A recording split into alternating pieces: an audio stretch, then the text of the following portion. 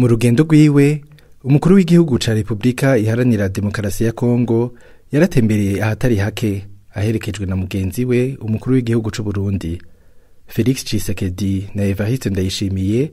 Bakaba rero batanguriye Igitega aho Tshisekedi yeretswe imigambi itandukanye y'uburimyi n'ubworozi hamwe n'ikigo c'ubushakashatsi mu vy'uburimyi n'ubworozi IHAZ gihurikiyemwo ibihugu bitatu vy'ibiyaga binini Uburundi, Kongo n'u Rwanda.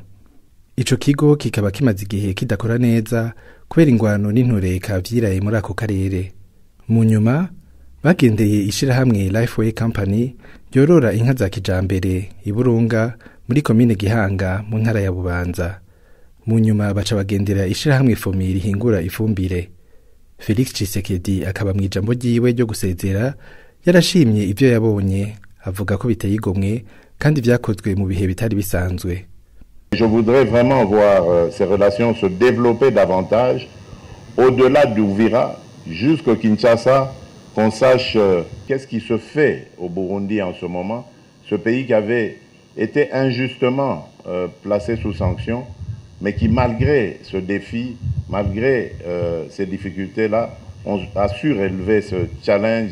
Et je n'ai pas peur de dire qu'il faudra compter avec le Burundi dans les années à venir, parce que ce qui s'y fait ici mérite d'être regardé, d'être vu et d'être encouragé. Umukuru w'igihugu c'u Burundi nawe akaba yakeje mugenzi we mu bikorwa yatanguje vyo kugarukana amahoro.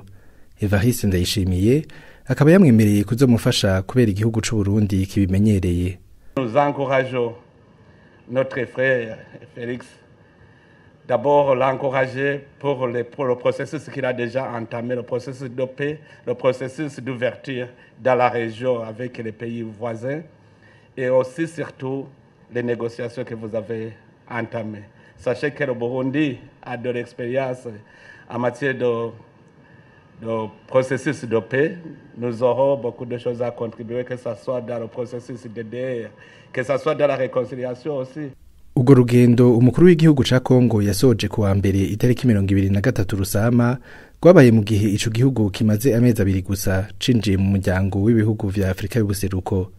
Hakaba haciye hatangura umugambi wo kugarukana amahoro mu karere mu kugondoza imigwi itandukanye yitwaje ibigwanisho iri mu karere k'ubuseruko bwa Kongo.